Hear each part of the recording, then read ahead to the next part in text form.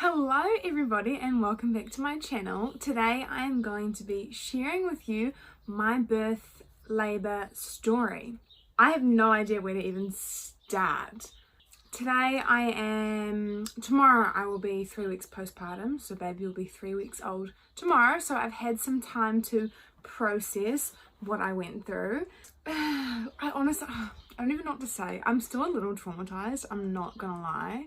I think labour was so traumatic to me because I think I was expecting it to go a little better than it did. I had my expectations set up a little higher, which is my own fault. So because labour was so long and hard, yeah, it was just a lot worse than I had mentally prepared myself. So I kind of screwed myself over and set myself up to fail a little bit.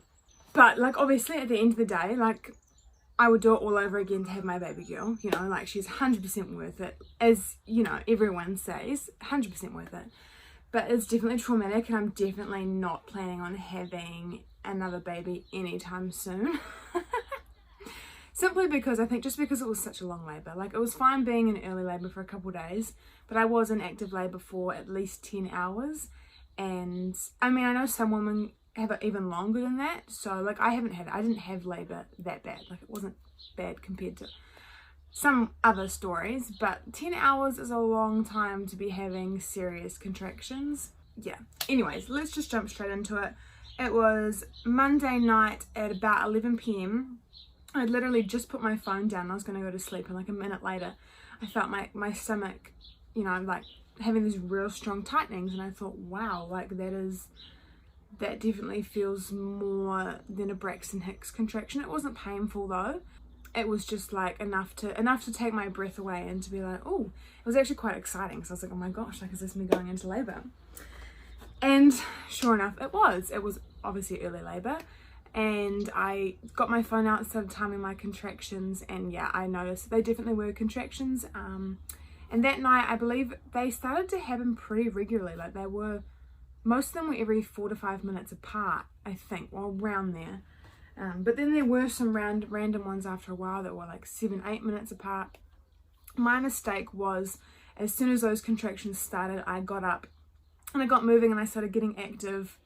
Well, I think I chilled out for a couple of hours, but then I got up and I started being active and trying to get things moving, which was definitely my mistake because little did I know I still had a long period of time of early labour to go. So what I should have done is just ignored it and slept, because obviously the anticipation and the excitement got to me, as you would expect. But yeah, my mistake. I should have just relaxed and tried to ignore them because it was kind of disheartening. It got to about 3-4 a.m. and it just wasn't consistent, and I ended up falling asleep at I think 4 a.m, which I was surprised that I did, because the contractions throughout the night were getting stronger and they were definitely painful. They were nothing compared to what they were going to become, but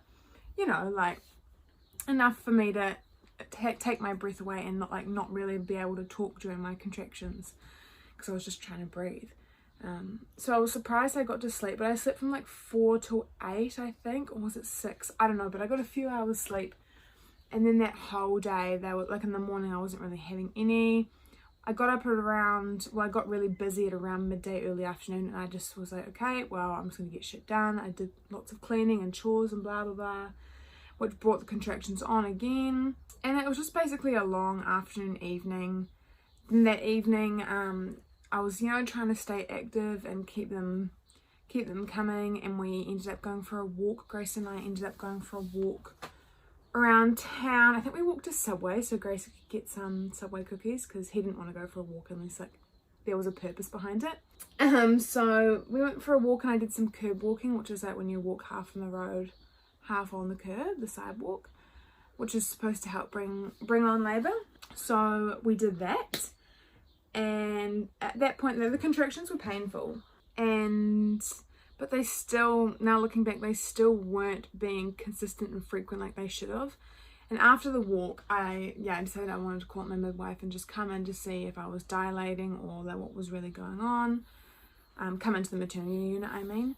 Just because I was also losing motivation at home. If I was going into labour, I have it in my mind that I want to stay active and get things moving.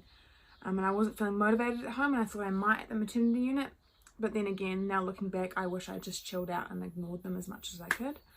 So I went to the maternity unit and I was only 2 centimeters dilated. This is at like 8 p.m. So I was just like, okay, that's disheartening. So my midwife just told me to go home and rest as much as I could and to let Grayson sleep. Because obviously going into labour and after labour, like the female body is just so run off adrenaline and your hormones are all over the place. So like I was living off a couple hours sleep for the first few days and I was handling it, you know. Whereas, you know, Grayson wouldn't be able to because he doesn't have the same chemicals running through his body, or I don't even know the science behind it, but you know what I mean. So we came back home and pretty much just went straight to bed. Grayson slept the whole night, which was good. I don't think I really slept at all. I think I sort of napped-ish in the early night, but come around like close to midnight, I think, my contractions for them were pretty serious. Because when we were at the maternity unit, I also had a stretch and sweep because my midwife checked how dilated it was anyways. So she, you know, gave it a bit of a stretch down there, and I think that really like intensified things, because then that night, that's when I was really like, okay, like I knew from that point I was going into active labour, and the contractions were very painful. The good thing was at this point I was still having breaks between the contractions. I still had like a few minutes, I think, maybe a few minutes, a minute, I don't know.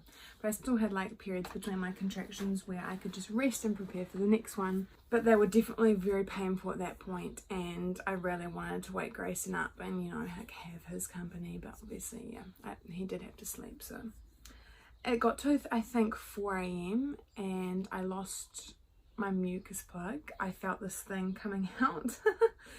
And oh no, it wasn't even my mucus plug. I lost my mucus plug earlier that day, so I forgot to mention it, in the afternoon. And then I was just having like bloody show, which is basically just like blood and mucus and like stringy stuff that just comes out. So I had like a bit of that, the first lot of that come out. I quickly got up and like it was like hanging from me like that far down. And I got up and I stood up and it like fell on the ground. And I was just like, ew. Sorry, this video is going to be so TMI. At that point, yeah, I was waking Grayson up and I was like, no, like I'm in pain, like I'm definitely in labour. I wish now that I had stayed home even longer, because, you know, I was only 4 centimeters dilated at that point. But, you know, it's your first time, my first time being in labour, so I really didn't know what to expect or what was going on. So I called up my midwife and I was like, I want to come in. So we did, and oh my gosh, the drive in the car, contractions in the car are honestly the worst, because also my car is very big and bumpy. So the bumps and the, you know, the movement really doesn't help. And also sitting upright, like just sitting on your butt, is like the worst position ever for contractions. I don't know why, but it was so painful, so painful. It was horrible. And we got, yeah, to the maternity unit at 4:30 a.m, I don't know. Midwife checked me, I was 4 centimeters, so we're like, cool, like let's stay. Grace and I, first of all, we went for a walk around the maternity unit, outside, just around the building, around and around. It was a very, very slow walk. I vomited like probably like 5 or 6 times, maybe even more. And then just trying to get things moving. And then we came back inside, and yeah, labour really started to begin, and I jumped in the bath. I was in the bath for a lot of hours. It was such good pain relief for the first part of labour. Coming closer to the end, it really didn't offer any help at all, but those first few hours of active labour, it definitely was a very, very helpful resource. I don't even know how to say that word. I think we got to, it was about 9 a.m. I was having contractions in the bath, and they were just so low. And I told my midwife, I was like, oh my gosh, like this pain is so low. So my midwife thought, okay, like maybe, you know, maybe it's her head. Like, do you want to try to give it a push? And I was kind of like my water hasn't broken or anything. Like, do you really think I should try push, blah, blah, blah. And she basically told me like, yeah, give it a go in your next contraction, and if you're pushing and, you know, you feel a block there, like you can't get her out, obviously, you know, you're not ready to push her out, but, you know, push and she might come. We had no idea how dilated I was. It had been about over 4 hours since she last checked me, and that's when I was 4 centimeters. So I gave a push, and yeah, definitely wasn't ready. I think after that, I hopped out of the bath and she checked me, and we found out I was only 5 centimeters dilated. So in that 4 hours, I dilated 1 centimeter. Definitely was very far off being able to push. So that was a little discouraging, knowing I only dilated 1 centimeter, but we kept troopering along. I think at this point I started to use the bath a little less, and I was just trying to survive really these next few hours. I was on the ball. Was I even using the ball? I don't know. I think I was just walking around the room. There's a little outdoor area. I was just walking around out there. I really don't even, I feel like I can't even remember what was happening. Anywho, I think I was in the bath at about 11 a.m. and at this point I was it 11 or was it around 11 a.m. and I was in so much pain. Like, there was no rest between contractions. I swear it was pain 24/7, which was horrible because at least earlier on in labor you had a minute or so just to have a breath and to like not be in pain, but at this point it was 24/7 and I was screaming. I started screaming out to Grayson and Carla for pain relief. I was saying, I can't do this, like I need pain relief, blah blah blah blah blah. In my birth plan I had written down that I don't want medication, I don't want pain relief. I was okay with the gas and air, but other than that I didn't want pain relief. So they were both pushing for me, you know, trying to encourage me not to take it, which I'm glad they did because I didn't want them just to hand it over to me, but I definitely wanted it. There was no arguing with me. I also forgot to mention that I think a couple hours before that, when I was 5 centimeters dilated at 9 a.m, my midwife broke my waters just to try to get things moving along. So I had them broken then. And then, yeah, it was about 11 o'clock and Carla, my midwife, said, okay, we'll check you, and if you are too dilated, if you're, you know, closer to 10 centimeters, I will not be giving you morphine because it's not good for the baby. But if you're not so close, then we can give you morphine. I was like, cool. First of all, yeah, she did offer me the gas and air and said, look, I'll give, you know, the gas and air to you first before we give you the morphine. I used it for a few minutes in the bath, but I was still saying, no, give me the morphine. Yeah, she checked me, I got out of the bath, she checked me, and I was 7 centimeters dilated. So things were moving along, which was great, but 9, 10, 11, it was 2 hours later. I had dilated 2 centimeters. It's supposed to be like 1 centimeter per hour, I believe. But yeah, at that point, I was like, if I could know how much longer I had to go, it might have been okay. Like, in my head, I was like, yes, like I could. This is painful as fuck. Like, I feel like I'm dying, but I feel like I could do it for another hour. Like, if I had to, I could do it without pain relief. But little did I know, like, I still had 4 hours to go. And, you know, in my head, I was like, I've got no idea how long this is going to last. I cannot go through this for hours on end. So I was like, no, like, give me the morphine, I want it. And I was only 7 centimeters, so Carla was like, yeah, like, you can have it. So they gave me that. I'm also shit scared of needles, by the way, and I also forgot to mention, I had acupuncture done on me a little earlier on, maybe around like 10 a.m. I had acupuncture done, I got an injection of morphine, I also had a local anesthetic, I'm getting to that part. So yeah, I did really well with taking a bunch of needles, even though I'm completely so scared. The morphine though, like, I was just like, yep, I wasn't scared one bit, like, just put that thing in my butt. It was frustrating because it took a good, I don't know, 20-30 minutes to kick in, but it eventually did, and it was definitely very helpful. It wasn't like an epidural, it's not like it numbed everything, but it definitely took the edge off. And also at this point I was breathing on the gas and air like there's no tomorrow. I don't think I actually realized how much I was using it. Also because the morphine kind of settled out my contractions, so it kind of just felt like I was having contractions 24/7 without stopping, but they were just not as painful. Like, I couldn't really tell, and I feel like I was actually quite high off the gas. Like, I had so much, my throat and neck was sore and bubbly, and like I could literally touch it like this and I could hear and feel bubbles popping. That's how much gas I took. So I was, yeah, messed up from that for days onwards, but I had so much, I literally felt like I was high. That was my bad. I definitely in the future would probably try to avoid taking the gas just because it was just so easy to have so much. And it really screwed me over.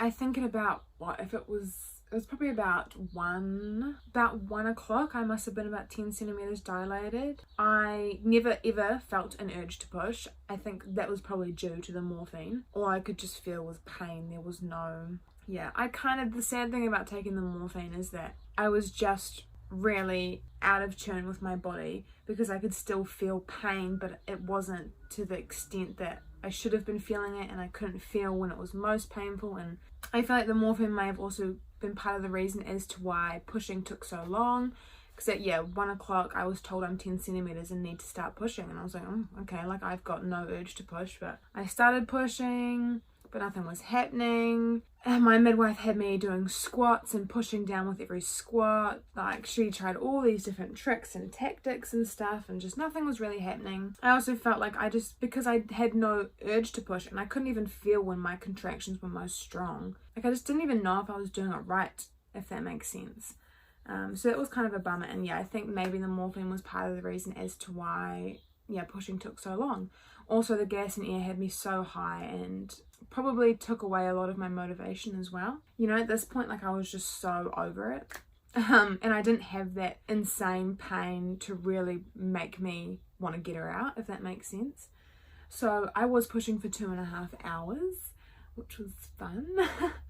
And I think, yeah, maybe a good hour and a half into it, I don't even know, she got me back on the bed, and for ages baby was stuck like in the birth canal, so they could see her head but she wasn't coming out. And every single time I would push and then go to take another breath and push again, every time I would go to take a breath, they could see her sliding back in. So I'd push it and she'd slowly come out, and I'd breathe and she'd go back in. Her head was also in an awkward position apparently, so it wasn't straight down, it was kind of to the side, which also gave her a massive cone head after she was born. And also apparently because she was stuck there for so long, yeah, they said that she would have had a bit of a headache for the first 24 hours or so, which I felt a bit bad about. So yeah, pushing took ages, and I just couldn't get her head out. I just couldn't do it. It was pretty cool though, because when she was still in me, they could see her hair, and like they could see her big jet black hairy ass head. And you know, they were all telling me, and like that was just so exciting, because I was like, oh my gosh, like she's got lots of hair and it's dark like her dad's. Like that was exactly what I wanted. I would have been happy with anything, but you know, like I wanted a mini Grayson, and that's what I got.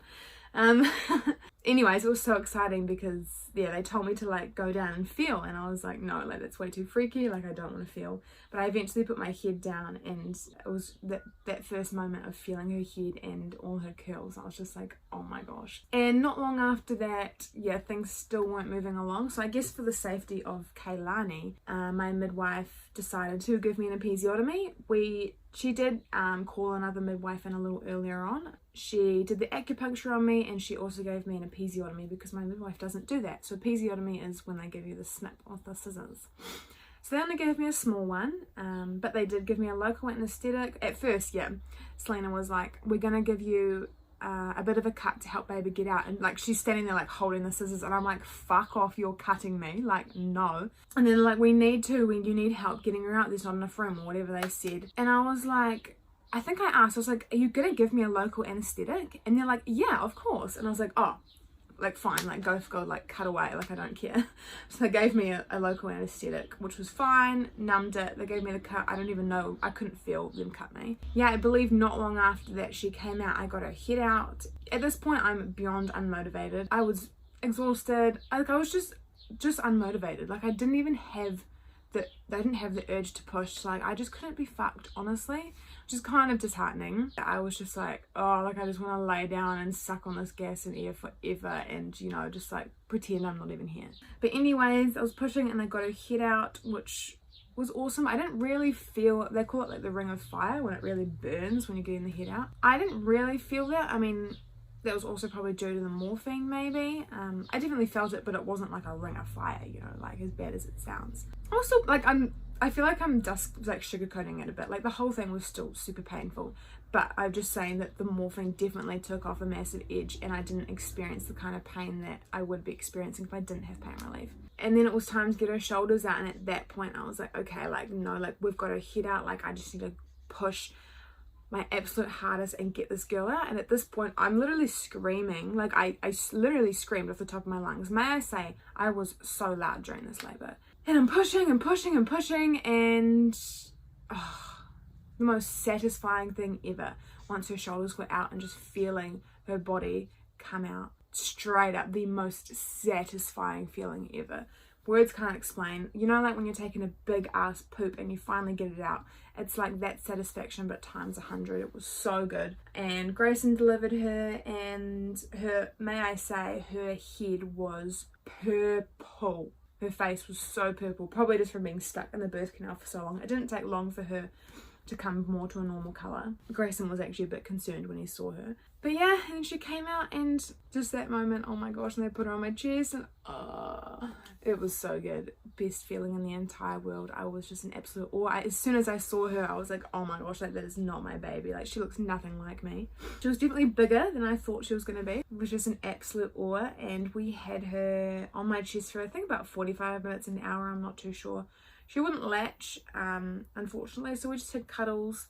And then my midwife got her dressed and handed her over to Grayson, and Grayson got to have his hold, and he, yeah, had some bonding time while I got up and showered, which was super awkward because, you know, like blood is gushing out of me at that point. So I'm like, they've wrapped the sheet around my like lower parts like a nappy just to stop blood from getting all over the room as I walk to the shower, and it's just a lot of blood comes out for that first bit, eh? So I showered. It was stinking hot that day. I think it was like 27 or 28 degrees, and the birthing room was so hot. I also forgot to mention that earlier on when I started pushing, I probably shat like a good 3 times, I'm not gonna lie. Probably actually more, like I'd have no idea. But like at one point, like, because I shat, but then also the room was so hot and humid that the room just smelt like a big fat hot shit. I was literally apologizing to everyone. I was like, oh my gosh, I'm so sorry. Hey baby. Quick interruption. This is Kehlani, everyone. Hey.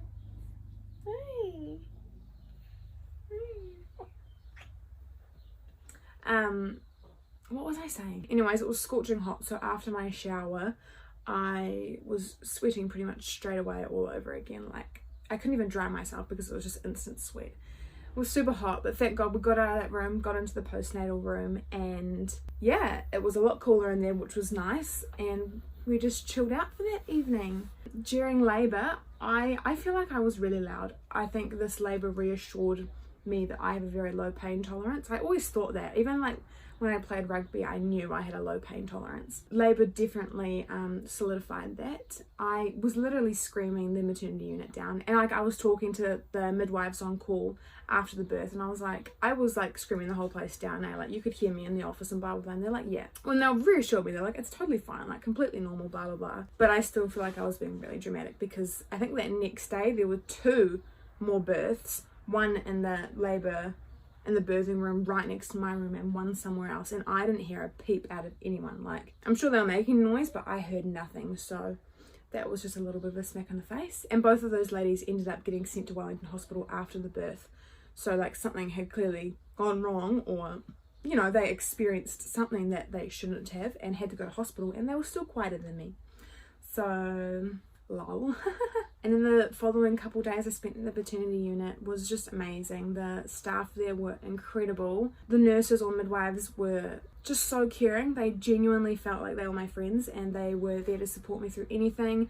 I just had to press a button and they'd come and check up on me in my room and help me with anything. Like, it was amazing, and I felt so blessed with her.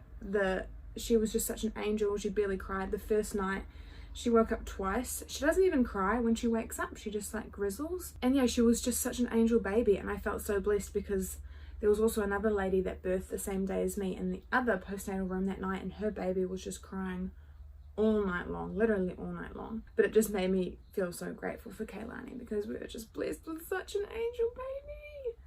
But yeah, I believe that is my labour and birth story. Nothing really went to plan. Like, I had my birth plan, but like, I was prepared for that to happen anyways. You know, I did want to be as natural as possible. I definitely don't regret taking pain relief. Yeah, I just wouldn't really recommend the morphine. Like, I feel like if I was going to have pain relief again, I feel like you should either do it naturally or have the epidural and just completely numb it.